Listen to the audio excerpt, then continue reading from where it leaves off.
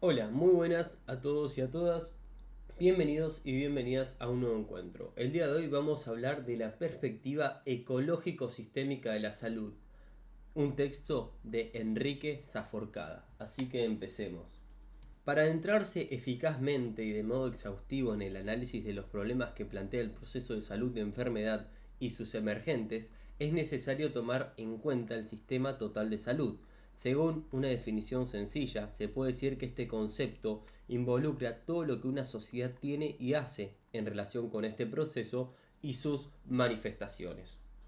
A partir de la clásica caracterización propuesta por la Organización Mundial de la Salud en el momento de su creación, el concepto de salud ha ido evolucionando y ganando precisión al punto de que, para ser riguroso, deberíamos decir que el proceso de salud-enfermedad es la vida misma.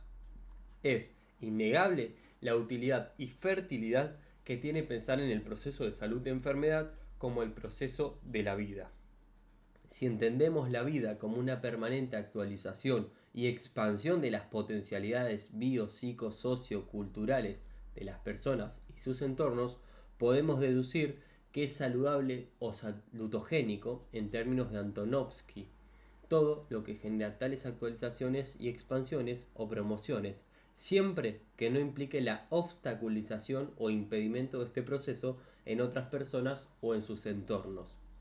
Y esto porque, por retroalimentación, tales impedimentos obstaculizarán a su vez ese proceso de vida en quien lo genere o lo imponga. El encadenamiento de estas dinámicas que involucran sistemáticamente a los seres humanos y sus distintos ecosistemas, incluso supranacionales, supone una trama de la vida salutogénica y de todo lo que la altera. En términos de contractualización y represión de las potencialidades humanas, resulta patógeno. Según esta concepción, las enfermedades, junto a las sensaciones de malestar y otros indicadores, serían el emergente del juego de factores y dinámicas que impiden el desenvolvimiento natural de la vida humana. Por el contrario, la salud, acompañada de la sensación de bienestar que genera y de otras manifestaciones, sería el emergente del juego de los factores y dinámicas que facilitan, protegen y promueven ese desenvolvimiento. A través de esta mirada, adquiere particular claridad la afirmación de Rudolf Virchow en 1848, según la cual la política no era más que una medicina a gran escala. Hoy diríamos con más propiedad que la política en salud pública a gran escala, en tanto disciplina constituida por todas aquellas ramas que echan luz sobre los problemas de la vida humana y como contexto de una práctica integral. Pero retomemos nuestra reflexión anterior. Si bien puede parecer engorroso pensar en el sistema total de salud, entendiendo el proceso de salud-enfermedad como el de la vida, cuando nos referimos a los emergentes de este proceso y en especial a la enfermedad, se hace evidente que el escenario se acota y que en él adquieren un relieve significativo determinados componentes. A continuación, analizaremos lo que constituye el sistema total de salud. Hay un esquema que se presenta en todos los componentes que vamos a describir.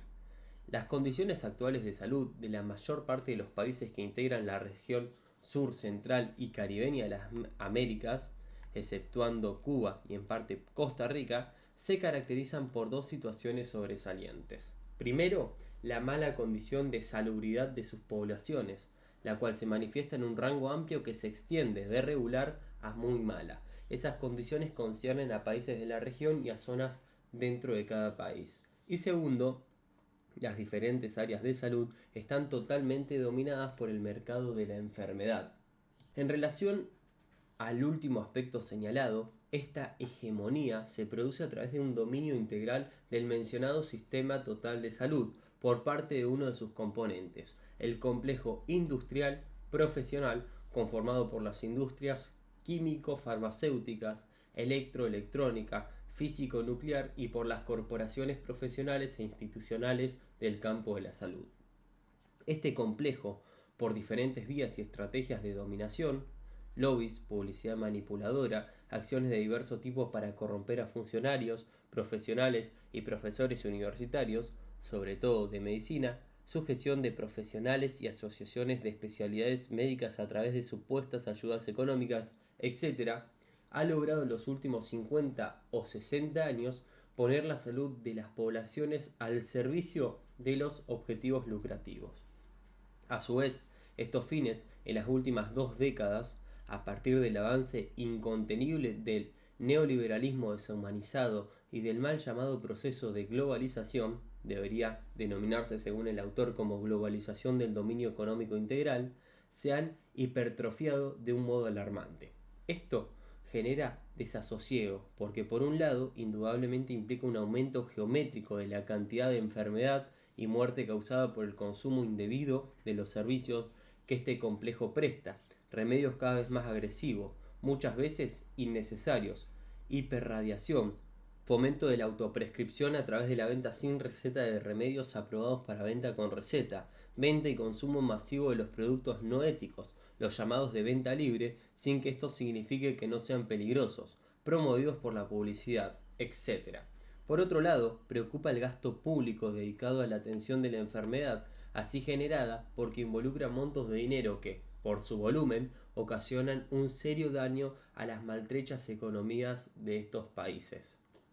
Se trata de dinero que se le retira a la educación, a la asistencia social y al estado de bienestar, cuya existencia, a despecho de más de un discurso proveniente de cierta imbecilidad moral, hizo a la dignidad de más de una nación. Es a partir de la visualización de este escenario, de las malas condiciones de salud y de la dominación hegemónica por parte del componente industrial y más lucrativo del sistema total de salud, que debemos reflexionar sobre qué aportes objetivos y prácticamente posibles mejorarían significativamente las condiciones de salubridad de nuestros pueblos. Antes de proceder al correspondiente análisis, desarrollaré ciertos aspectos y problemáticas críticas del sistema total de salud y luego me referiré a las vías de solución de las mismas y a los aportes que consideramos más eficaces para alcanzarlas. Las problemáticas y aspectos críticos son aquellos componentes y subcomponentes del sistema de salud y algunos fenómenos emergentes de los componentes o de toda la sociedad. Son, a mi juicio, los que producen mayor ineficacia e ineficiencia en la actual inversión de salud, en cuanto a recursos económicos, humanos y materiales, y mantienen la vigencia del mercado de la enfermedad en cada uno de nuestros países. En tal sentido, tienen una importancia fundamental, un componente y 3 emergentes.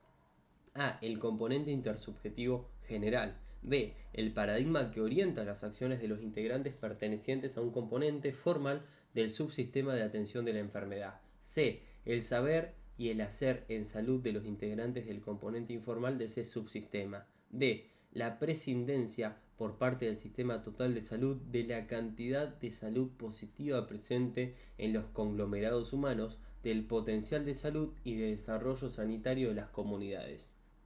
El componente intersubjetivo general es el espacio virtual que se genera a partir de la interacción cotidiana entre el componente formal, profesiones y técnicos, y el componente informal, usuarios del sistema, del subsistema de atención de la enfermedad, y en el cual se producen las reacciones y vivencias emotivo-afectivas provenientes del intercambio entre las subjetividades de los integrantes de cada uno de estos dos componentes. El paradigma es un emergente de otros componentes y subcomponentes del sistema total. Entre ellos es fundamental tener en cuenta al subcomponente universidad. El saber y el hacer en salud de la población es un emergente de la dinámica del sistema total de salud y de otros ámbitos de la sociedad.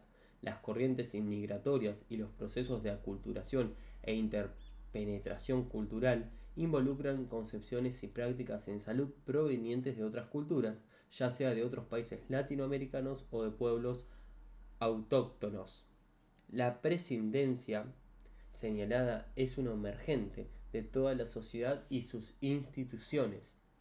Hecha esta breve caracterización de los 4 elementos, es necesario andar un poco en su descripción, sus dinámicas y en sus efectos directos y o indirectos en la situación de la salud de las poblaciones de América Latina. Con relación al componente intersubjetivo general, corresponde especificar que los integrantes del componente formal son los profesionales y técnicos que actúan regulados y amparados por la ley, que son efectores legales del subsistema de atención de la enfermedad, mientras que los del componente informal son los usuarios del sistema, o sea, la población. Los efectores legales pueden actuar de modo independiente mediante prácticas individuales o, por el contrario, formar parte de organizaciones como hospitales, sanatorios, centros de salud, etc. En este último caso, debe tenerse en cuenta que los usuarios interactúan con toda la institución a través de cada intercambio con algún miembro de ella, sea profesional o técnico de la salud, subcomponente profesional y técnico, o sea, empleado que integra el cuerpo de maestranza, seguridad, hotelería o administración de la institución, subcomponente cuasi formal.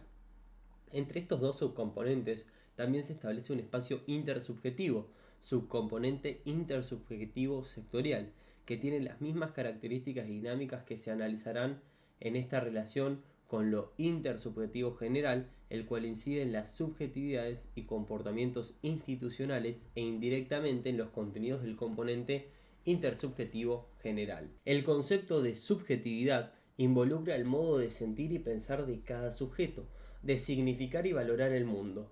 Bien se sabe que estas cosmovisiones o maneras de ver e interpretar el mundo depende del modelado del psiquismo que se produce a través de los procesos de socialización, o sea, los procesos de influencia mutua que se dan en la interacción del ser humano. Así, la subjetividad radica en estructuras y procesos psicosociales, tales como las representaciones sociales, los sistemas de significación, de atribución de valores, de actitudes, de asertividad, los prejuicios, los sistemas de discriminación, los sistemas de diferenciación social valorativa, los procesos de naturalización, los sistemas de construcción y mantenimiento de la autoestima y la autoimagen, los procesos identificatorios, los procesos y sistemas de reequilibramiento actitudinal, etc.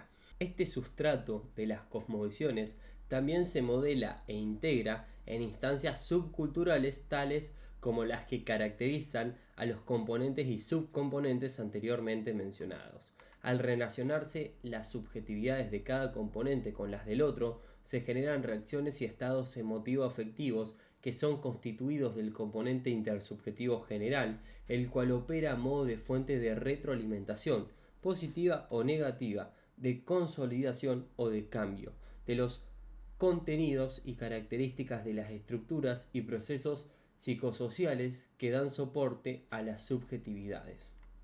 Cuando los espacios intersubjetivos están cargados de contenidos afectivos emocionales negativos, como ocurre en nuestros países, esta carga reforzará por retroalimentación las cosmovisiones que operan de manera negativa hacia el otro, estructurándose una barrera psicosociocultural que por un lado obtura y desnaturaliza el funcionamiento del subsistema de atención de la enfermedad y por otro consolida los aspectos más negativos de cada componente.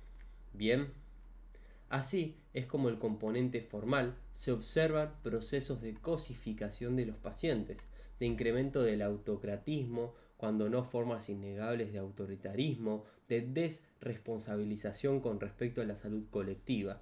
También se incrementan distintas formas de anomia, burocratizaciones ritualistas y aumenta la cantidad de profesionales y técnicos desmoralizados. Entre los integrantes del componente informal, la carga de vivencias afectivo-emocionales negativas genera procesos de deterioro de la autoestima, degradación de la autoimagen e incremento de las dinámicas de inhibición. A los psicólogos no se nos puede escapar, a partir de los conocimientos actuales alcanzados en psico, inmuno, neuroendocrinología, las consecuencias altamente perjudiciales que estas vivencias afectivo-emocionales negativas tienen para la salud y para los procesos naturales o terapéuticos de restablecimiento de la salud. Esta observación es pertinente tanto para los pacientes ambulatorios como para los internados en instituciones de atención de la enfermedad, pero en este último caso su importancia es muchísimo mayor, dado que el paciente no tiene cómo escapar al sometimiento institucional, que lo lleva a la propia deshumanización.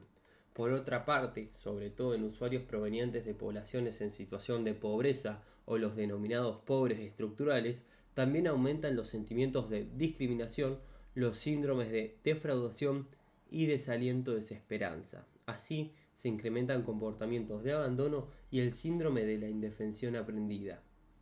La conjunción de estos efectos negativos en los dos componentes, formal e informal, trae aparejadas consecuencias perjudiciales para toda la sociedad que pueden resumirse en 5 manifestaciones evidentes en los países de la región: el incremento de la ineficiencia del accionar de los profesionales y técnicos, el componente formal; el incremento de la ineficiencia del gasto en salud; el deterioro de los indicadores de salud de la población; el mantenimiento y frecuentemente aumento del quantum de la enfermedad, totalmente evitable dados los recursos humanos, económicos, materiales y científicos actualmente existentes en América Latina; y por último, la canalización de la demanda potencial hacia otros efectores y procedimientos de salud, curadores populares, intermediadores sobrenaturales, automedicación, etc.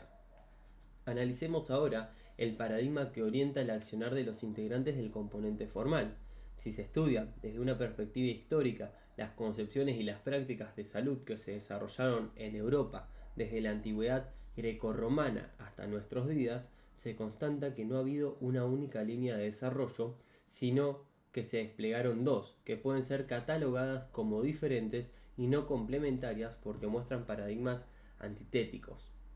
Una de estas líneas es la que se puede caracterizar como individual restrictiva y la otra social expansiva. Por razones de espacio, describiremos estas líneas utilizando solo algunas de las dimensiones y subdimensiones que mejor las caracterizan. Tomando en cuenta solo 3 de las dimensiones posibles, los soportes teóricos, actitudinal y operativo, es decir, el componente teórico conceptual, el de orientación del comportamiento y de la práctica, se observa el paradigma de las concepciones prácticas individual restrictiva. Se estructuran sobre la base de un saber monodisciplinario que, con el surgimiento de los enfoques psicosomáticos, recién en el primer tercio del siglo XX intenta, y sin éxito, hacerse bidisciplinario.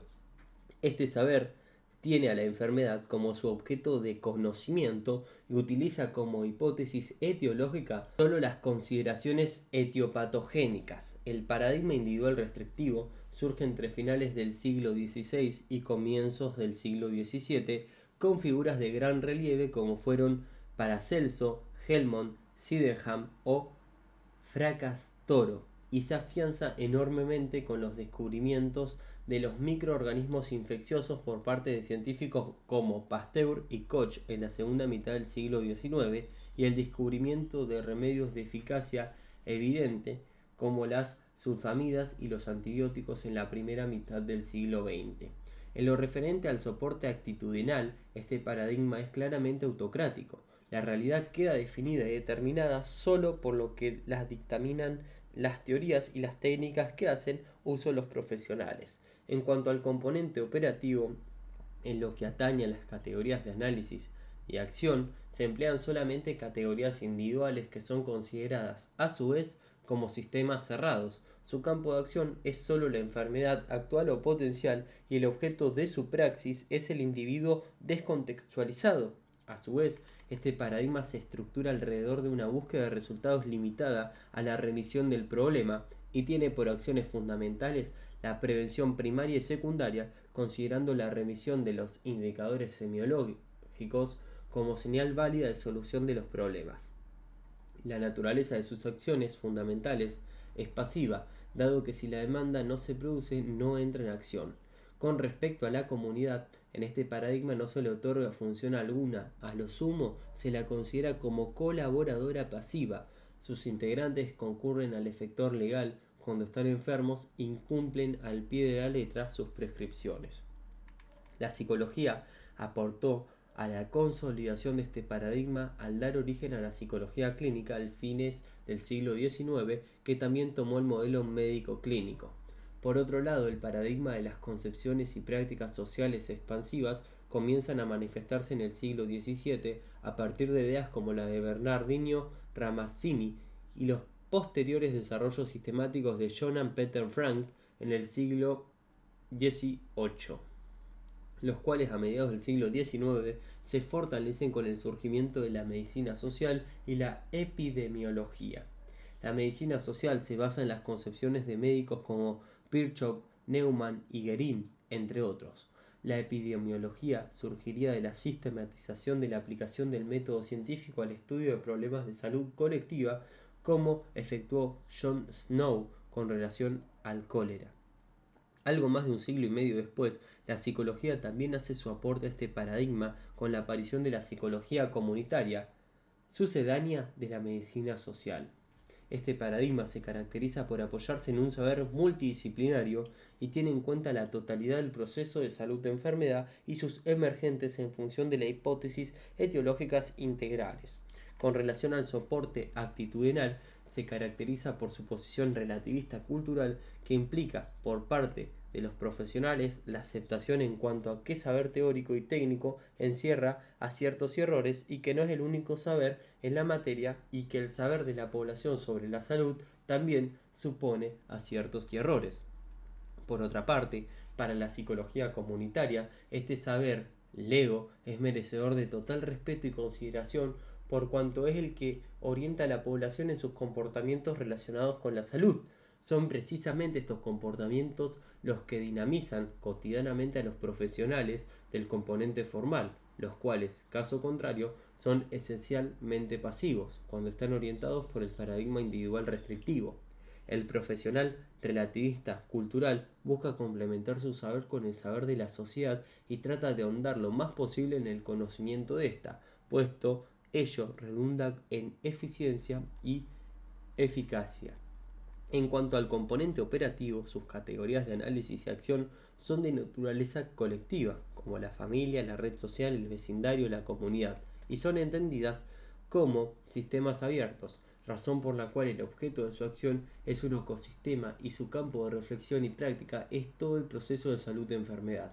Como efecto de la acción, el paradigma busca la modificación del entorno social en el que se generó el problema, siendo sus acciones fundamentales en el primer término, la protección y promoción de la salud, y en segundo lugar de estas acciones es la prevención primaria. En ambos casos, la naturaleza de sus acciones es activa, puesto que no espera una demanda para ponerse en movimiento. A su vez, los indicadores válidos de solución de un problema son los cambios en el ecosistema en el que se generó dicho problema. Este paradigma, la comunidad, ocupa un papel participante activo en la toma de decisiones y en la ejecución de las mismas y en su evaluación. Observando estos dos paradigmas, es fácil advertir que en América Latina el individual restrictivo domina hoy de modo absoluto el campo del quehacer en salud. La explicación de esta hegemonía no reside en cuestiones científicas, sino en que es el único que permite estructurar un mercado de la enfermedad funcional a los objetivos de lucro del complejo industrial profesional. En este mercado, lo único rentable es la enfermedad. Cuanto mayor sea la cantidad de enfermos o pseudoenfermos, mayores serán las ganancias económicas del complejo. Ahora bien, ¿cuándo y cómo se instala este paradigma en los profesionales y técnicos? La respuesta es simple: cuando son jóvenes estudiantes, a través de la formación de grado en las carreras universitarias de psicología, medicina, ontología, etc. A partir de ese momento, la cosmovisión construida en este estadio temprano de sus vidas marcará de modo casi indeleble la naturaleza de sus concepciones y de sus prácticas en los escenarios del ejercicio de la profesión. Si las universidades públicas, sostenidas por toda la sociedad, elaboraran sus planes de estudio en función del paradigma social expansivo, los profesionales y técnicos del primer nivel de atención llevarían a cabo sus acciones cotidianas orientadas prioritariamente a la protección y promoción de la salud y a la prevención primaria de la enfermedad. Solo frente a la enfermedad inevitable pondrían en práctica sus destrezas curativas y rehabilitadoras. A través de esta estrategia, orientada por el paradigma social expansivo, la enfermedad se reduciría al mínimo, a esa dosis de enfermedad inevitable que caracteriza a aquellas sociedades que se hallan libres de las estructuraciones e hiperdesarrollo del mencionado complejo industrial profesional. Con diferencias en sus mediciones de eficiencia, este es el caso de los países de la península de Escandinavia, Canadá, Cuba y algunos pocos más. Cuando la enfermedad no se le ponen los límites provenientes de la protección y promoción de la salud, esta aumenta exponencialmente, incluyendo ese monto de patología totalmente evitable que hoy absorbe no menos del 50% del gasto en salud de nuestros países. Analizaremos a continuación el otro emergente, mencionado anteriormente como instancia crítica para la situación de salud de nuestras sociedades, el saber y el hacer en salud de los integrantes del componente informal. Para lograr que se visualice su importancia, es conveniente recordar la naturaleza pasiva de las acciones fundamentales del componente formal en el paradigma individual restrictivo. Si una institución de atención de la enfermedad o a un consultorio no concurre ningún usuario, los profesionales no pueden poner en acto sus condiciones tales. Quienes activan el componente formal son los usuarios que solicitan la atención de un profesional. La pregunta central, muy simple pero cuya respuesta es definitoria, es la siguiente: ¿quién o qué activa a la población para que se demande atención? Y la respuesta también es simple, tanto que en general se hace invisible, olvidándose que es un asunto de orden cultural y directamente relacionado con una construcción cognitiva. La gente demanda atención a partir de su conocimiento en salud, lo cual implica la posesión de una semiología y una clínica legas. En este saber, el que determina la activación del componente formal y al que determina lo que hoy ocurra con las prescripciones que emanan de los efectores del componente formal. La población tiene diversos referentes válidos en salud, entre los cuales están los profesionales y técnicos, pero no son los únicos. También están los curadores populares, los farmacéuticos, algunos parientes, personas amigas o conocidas a quienes se les reconocen conocimientos válidos en salud, personas a las cuales se les atribuye la capacidad de manejar variables sobrenaturales relacionadas con la cura, etc. La aceptación y o la continuación de un tratamiento, la utilización del fármaco indicado, el cumplimiento de las dosis y los ritmos de la administración, etc., dependen de una decisión o de una sucesión de decisiones que el paciente toma como resultante de la conjunción de sus conocimientos y experiencias con relación a la enfermedad y a la salud. El cotejo de estos conocimientos con los de sus referentes válidos y en algunos casos la propia evaluación de los resultados del tratamiento o prescripción a lo largo del tiempo. La realidad es que los integrantes del componente formal que ignoran y rechazan este saber popular en salud ni siquiera se enteran de que en muy pocas ocasiones sus indicaciones se cumplen tal como las prescriben, mucho menos cuando existe, tal como ocurre en nuestros países, una fuerte barrera psicosociocultural en el componente intersubjetivo general. Además de este saber popular en salud, depende el hecho de que las personas que necesitan atención lleguen antes o después de lo imprescindible a la consulta profesional o incluso que no lleguen nunca. Por otra parte, al ser prácticas clínicas de naturaleza científica, los profesionales tienen que estar guiados por el método científico que involucra el control de variables y resultados. Pero, al ignorar las variables que más peso tienen en la configuración final de la variable experimental, el tratamiento, el accionar del componente formal está muy lejos aún de poder corregir rumbos, dado que se navega casi a ciegas. Finalmente, analizaremos el último de los emergentes importantes señalado hacia el comienzo de esta exposición. Me refiero a la prescindencia por cual del sistema total de salud, de la cantidad de salud positiva de la población y de su potencial de salud.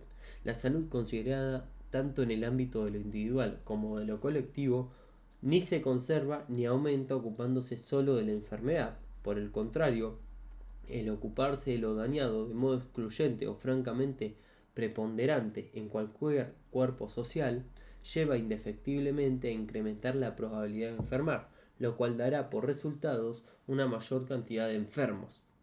En cambio, si se ponen en marcha estrategias de acción que tienen por objeto la protección y la promoción de la salud, la cantidad de personas sanas no solo se mantiene estable, sino que por un efecto multiplicador propio de la dinámica social aumenta, con lo cual se logra una significativa reducción del gasto en la atención de la enfermedad y se alcanzan otros beneficios, tales como la disminución de los días laborales no trabajados por carpeta médica, la merma de la prevalencia de enfermedad y muerte por accidentes, la disminución progresiva de ciertas manifestaciones de violencia, etc., que inciden de diferentes modos en el desarrollo nacional. Por otra parte, es importante tomar en cuenta el potencial de salud, sea que se trate de personas o de colectivos sociales. Este concepto hace referencia a lo que Weizsäcker denominaba fuerza vital, la cual se manifiesta, por ejemplo, en la capacidad del ser humano de recuperar espontáneamente la salud, hecho que la medicina romana denominaba Vix Medicatrix, o en aquella mejoría previa a la muerte que se observa frecuentemente en los enfermos en estados de coma que de golpe recuperan totalmente la lucidez y muestran por un tiempo relativamente corto signos vitales de recuperación. La condición natural del ser humano es estar sano.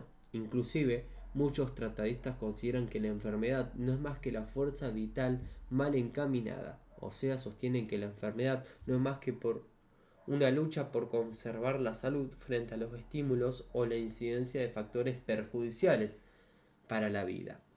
Ante el daño se puede actuar centrándose en él, tratando de destruir lo que se percibe como dañado, o por el contrario, dirigiéndose hacia el potencial de la salud para tratar de actualizarlo y de expandirlo. Tomemos algunos ejemplos para reflexionar sobre esta cuestión. Pensemos en una persona que es portador de HIV o alguien a quien se le detectan en un proceso canceroso. Se nos presentan dos alternativas. Una, y la más frecuentemente observada, es la que pone en marcha tratamientos radiológicos y químicos agresivos, muy tóxicos y muy costosos, que destruyen el sistema inmunológico. La otra es la que trabaja prioritariamente sobre los estilos de vida, buscando mejorar la calidad de vida de la persona y al mismo tiempo que se comienza a potenciar su fuerza vital a través de técnicas que operan sobre el psiquismo y que por vía de procesos psicoinmunoneuroendocrinológicos activan el sistema inmune. Secundariamente y solo cuando es imprescindible, se apela a las terapias químicas y o de radiación. La primera alternativa tiene una tasa de letalidad muy alta. En cuanto a la segunda, comienzan a aparecer informes de tasas de recuperación o de no aparición del SIDA también muy altas. La primera se circunscribió solo a la enfermedad, la otra se centró en el potencial de salud. La primera implica una fuerte inversión de dinero y de horas profesionales. La segunda tiene muy bajo costo e insume pocas horas profesionales. Veamos otro ejemplo. Frente a una población en condiciones de pobreza estructural, también se presentan dos alternativas. Una define a la población como de riesgo y traza estrategias para evitar que aparezcan enfermedades que se supone la están amenazando. La otra alternativa toma en cuenta el potencial de salud de esa población y comienza a estimularlo, devolviendo acciones que tienen por objeto el desarrollo humano integral, la puesta en acto de las potencialidades de la población. En el primer caso, no se visualiza el daño o enfermedad ya presente, como es la pobreza estructural, aun cuando no figuren las taxonomías descriptivas y diagnósticas en uso. Y en general, tampoco se evitan esas enfermedades que se consideran posibles. Frecuentemente, el fracaso preventivo se debe a que las enfermedades previstas en la estimación de riesgo están generadas, de modo directo o indirecto, por aquel daño preexistente que no se percibe cuando solo se piensa y actúa desde el punto de vista de la patología descrita en las taxonomías impuestas. Por otra parte, no se comprende que no hay riesgo sin daño previo. En la segunda alternativa, la puesta en marcha de procesos de activación del potencial de salud resulta el más eficaz antídoto para los daños futuros que se prevén desde la perspectiva de riesgo. Además, la actualización del potencial de salud implica la progresiva superación de la pobreza estructural, o sea, la verdadera enfermedad. Los costos de estas dos alternativas son diferentes, siendo mucho más cara la primera que la segunda y conllevando aquella una cuota mayor de sufrimiento humano y de fracaso. En cuanto al proceso de desarrollo de un país, también estas dos estrategias lo impactan de manera diferente. En la primera se pierde dinero, siendo el gasto evitable y se obstaculiza el aporte del capital humano a dicho proceso. Así, la primera alternativa contribuye a la involución del país. La segunda estrategia sí genera situaciones de disponibilidad de dinero y de habilitación de otro capital humano que potencian el desarrollo nacional. Otra cuestión importante que emana de la protección y promoción de la salud y del desarrollo del potencial de la salud es que las actividades que se deben llevar a cabo para lograr estos objetivos generan o incrementan el desarrollo sanitario del país, lo cual incide en el desarrollo nacional al reforzar y hacer más estables los logros alcanzados.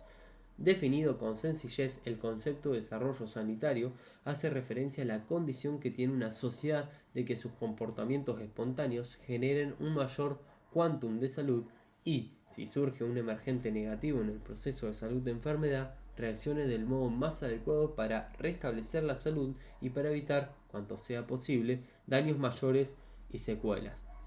Una cuestión importante a tener en cuenta es el peso decisivo que tiene el sistema educativo formal en el logro de este desarrollo, dado que es una de las áreas esenciales que involucra en los programas de protección y promoción de la salud. Habiendo ya descrito y analizado muy sustancialmente los puntos y las problemáticas críticas en el sistema total de salud, queda por ver qué aportes se pueden hacer para comenzar a revertir la presente situación. Lo haremos de modo aún más sintético y nos referiremos a cuestiones que se pueden poner en práctica con los recursos que se cuenta actualmente en nuestros países. Recordemos que los componentes y emergentes críticos antes señalados son el componente intersubjetivo general, con su barrera sociocultural, el paradigma individual restrictivo que orienta las acciones efectoras del componente formal, el desconocimiento por parte de este último componente del saber y del hacer en salud de la población, y finalmente la generalizada prescindencia del conjunto de gente sana, cantidad de salud positiva presente en la sociedad y el potencial de salud de todo el colectivo social del país, con el consiguiente subdesarrollo sanitario. Todas estas cuestiones están interconectadas sistemáticamente, por lo que trabajar con ellas requiere la formación de equipos multidisciplinarios. No obstante, dada la naturaleza de cada problema a resolver, una de las ciencias adquirirá un peso mayor que las otras a la hora de alcanzar la solución de un modo eficaz. Por ello, si no se puede formar el equipo multidisciplinario completo, como frecuentemente ocurre en nuestros países por carencia de recursos económicos, de los que no se puede prescindir es de los profesionales de esa disciplina, que queda determinada por la naturaleza misma del problema a resolver. Nos hallamos en un momento de las ciencias sociales en que es frecuente escuchar planteos con respecto a la inexistencia de fronteras entre las distintas disciplinas que las integran, posición que generalmente encubre una desesperada búsqueda de inserción laboral, a la vez que también se habla de interdisciplina y transdisciplina, sin que estos conceptos estén acompañados de la necesaria fundamentación epistemológica. En estos casos observo profundos estados de confusión en cuanto al conocimiento de los marcos teóricos y la naturaleza de las tecnologías que se usan, y frecuentemente discursos y prácticas desaprensivos que ponen de manifiesto ignorancias dignas de un dilectante. Hasta ahora, la solución más productiva que he encontrado es diferenciar claramente cada una de las ciencias sociales y producir en forma multidisciplinaria, lo cual implica trabajar de modo convergente a fin de construir un conocimiento compartido y comprendido por todos por igual. Esto no menoscaba la necesidad de desarrollar una instancia interdisciplinaria, la cual implicará el surgimiento de una nueva y única ciencia que dé cuenta de lo humano desde la perspectiva de lo social. Pero mientras no se llegue a esta meta, creo que cada disciplina debe hacer su aporte con nitidez desde sus marcos teóricos específicos, buscando mancomunar su trabajo con el de las otras especialidades de modo de llegar a una construcción multifacética. Veamos un ejemplo. Si un determinado problema o conjunto de problemas es de naturaleza esencialmente psicosocial, es imposible prescindir de la psicología si se quiere llegar a una verdadera solución del mismo. En mi opinión, este es precisamente el caso ante el cual nos encontramos todos los problemas implicados en los puntos críticos del sistema total de salud analizados en este escrito, en este caso en un encuentro, que son en primer término de naturaleza psicosocial y en segundo término cultural. Lógicamente, esta situación también convoca a la antropología social como disciplina fundamental en relación con los problemas actuales que plantean las malas condiciones de salud de nuestros pueblos. Llama poderosamente la atención el divorcio que existe entre estas dos especialidades, tanto en el ámbito de lo académico como de las prácticas profesionales, pero este tema merecería un tratamiento aparte. El problema de la barrera psicosociocultural, así como todo lo relacionado con estas subjetividades de los integrantes del sistema total de salud y con los efectos de la interacción de las mismas, que emergen en los espacios intersubjetivos generan y específico, retroalimentando a las mencionadas subjetividades, implica las variables psicosociales que, como vimos hace un ratito, determinan las cosmovisiones o maneras de ver e interpretar el mundo de las cuales se ocupan las teorías de alcance medio de la psicología social. Trabajar en torno a esta temática supone volver a las bases teóricas y a las tecnologías psicosociales participativas a través de las cuales se pueden llegar a lograr modificaciones tales como la dilución de la barrera mencionada y su reemplazo por una instancia de comprensión, colaboración y reconocimiento mutuo entre efectores y usuarios.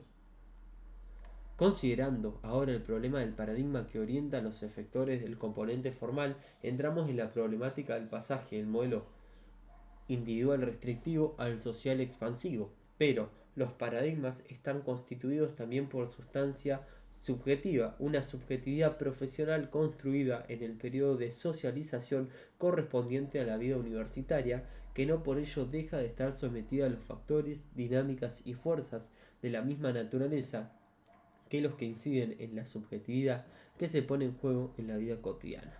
Así, el problema central del cambio de paradigmas no reside solo en los contenidos de conocimiento que encierran los mismos, sino en los contenidos actitudinales y de cosmovisión que son inherentes a todo paradigma internalizado por los seres humanos. Todo proceso de cambio de un paradigma implica directamente a las personas como portadoras de ideología, exigiendo de ellas una práctica concreta que necesita un escenario adecuado donde desplegar plenamente los contenidos cognitivos y subjetivos de ese paradigma. Este proceso de resocialización profesional naciente requiere una práctica en los ecosistemas en que se genera el proceso de salud de enfermedad. En síntesis, requiere trabajar en la comunidad con la participación directa y concreta de sus miembros en la solución de problemas y en instituciones de salud, hospitales, centros periféricos, etc., totalmente abiertos a esa comunidad con sistemas administrativos compartidos con ella, todo lo cual debe estar acompañado de los estudios necesarios que den fundamento científico a esas acciones. El soporte teórico y técnico fundamental de este tipo de prácticas es psicosocial y en especial psicológico comunitario. A la vez que el paradigma cambia hacia concepciones y prácticas sociales expansivas, los profesionales van abandonando su posición autocrática y la reemplazan por una comprensión y valor relativista cultural. Este proceso de cambio necesita espacios de contención y adquisición gradual de la nueva perspectiva, para la cual resulta de gran eficacia la técnica de talleres participativos comunitarios que estén orientados en función de los lineamientos de la educación de adultos de Paulo Freire. En cuanto a lo psicológico, esta técnica implica un basamento psicosocial que dé cuenta de la naturaleza y dinámica de las representaciones sociales, del cambio de los sistemas valorativo-actitudinales y de los sistemas de validación de la autoestima y la autoimagen. Ya iniciado el proceso de cambio, los profesionales comienzan a valorar las concepciones y prácticas de salud de la población, semiología y clínica legas, y a comprender la importancia que tiene este conocimiento para alcanzar un mayor grado de eficacia de su propio accionar. También, como efecto inherente al cambio de paradigma, una vez replanteadas las cuestiones referentes a la enfermedad que eran centrales en el paradigma que ha sido abandonado, el proceso de cambio lleva a los profesionales a una reconsideración espontánea, más sentida que razonada, de la jerarquización de los emergentes del proceso de salud de enfermedad. Progresivamente comienzan a darle más importancia a la protección de la gente sana y al aumento de su salud, a la vez que le van quitando prioridad a la atención de la enfermedad. Por último, queda señalar que una vez internalizada la nueva construcción, o sea el paradigma social expansivo, quienes atraviesan estas experiencias de cambio se acercan poco a poco a la visualización del potencial de salud, esa fuerza vital que está presente en la mayoría de las personas y en el tejido social de los grupos humanos. Como consecuencia lógica, surgen las preguntas con relación a qué se puede hacer profesional y técnicamente para actualizar esa potencialidad. Lo que se encuentra como respuesta se relaciona con cuestiones de naturaleza psicológica y psicosocial. Estimular psicológicamente el sistema psicoinmunoneuroendocrino, reforzar la trama del tejido social, generar o reforzar y extender redes sociales de apoyo, actualizar en los miembros de la comunidad las capacidades de gestión de la propia vida, considerada en forma individual y colectiva, generar o incrementar y ampliar la participación de la gente en los procesos de toma de decisiones sobre las cuestiones referentes a lo público, generar o aumentar y ampliar la solidaridad, desarrollar al máximo las destrezas para la vida, etc. Es evidente el hecho de que en la medida en que se actualiza el potencial de salud, se genera un aumento de desarrollo sanitario de la sociedad. Concluyo estas reflexiones poniendo a consideración tres cuestiones básicas con relación a lo que he planteado en este capítulo, núcleo que podrá condensarse en la siguiente formulación: la posibilidad de un mejoramiento significativo de las condiciones de salud de nuestros países depende de que la psicología sanitaria, que es un capítulo especial dentro de la psicología de la salud, pase a ocupar un lugar central en el trazado de las políticas de salud y en la planificación, ejecución y evaluación de las acciones correspondientes. Formulo la primera de estas tres cuestiones básicas como una pregunta y a la vez propongo una respuesta. ¿Cuál es el campo más fértil de una disciplina en su vertiente de aplicación en el área de la salud? A mi juicio, el campo más fértil es aquel en el que se dan resultados con mayor efecto multiplicador, o sea, aquel en que una acción técnica con la cual se ha obtenido un determinado resultado beneficioso permita que éste se multiplique por la misma inercia de la dinámica social, sin necesidad de que intervengan nuevamente los profesionales. A su vez, esta multiplicación, además de implicar el mayor crecimiento cuantitativo posible, cantidad de personas, también involucra una progresión cualitativa de este resultado, incremento de la eficacia del efecto multiplicado. El enfoque individual restrictivo obtiene resultados que se acercan mucho al esquema limitado de una acción, una persona beneficiada, porque no hay trasvasamiento alguno del conocimiento y las destrezas que explican y encierran aquello que posibilitó el resultado beneficioso. Al paradigma social expansivo le es inherente algo así como una acción, un entorno social beneficiado. Sistemáticamente, dado a sus integrantes o a alguno de ellos, se les transfirió parte del conocimiento y las destrezas en el manejo de aquello que lo hizo posible. La transmisión de conocimientos y el desarrollo de nuevas destrezas implica darle participación a la comunidad, de lo que se desaprende que el campo más fértil de aplicación de la psicología en el área de salud es el que prevé la psicología comunitaria, siendo así este el eje teórico técnico de la psicología sanitaria. La segunda cuestión me trae a la memoria aquel requerimiento efectuado por Sandford hace ya casi medio siglo.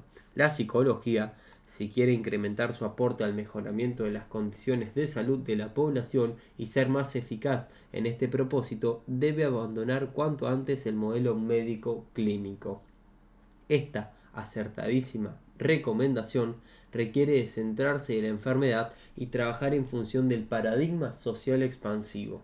La tercera cuestión se refiere a la necesidad de que los psicólogos y psicólogas tomemos conciencia de que la nuestra es la única disciplina entre las que manejan las tecnologías centrales en el campo de la salud que no está involucrada en el complejo industrial profesional en Latinoamérica.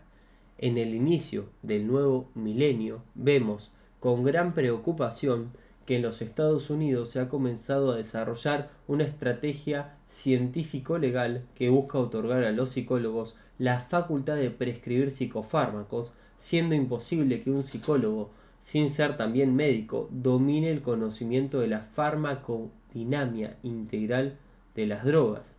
En América Latina deberíamos hacer todo lo necesario para que esto nunca ocurra, por razones deontológicas y porque, de lo contrario, este complejo también va a poner de rodillas a nuestra profesión al servicio del mantenimiento del mercado de la enfermedad. Muchas gracias.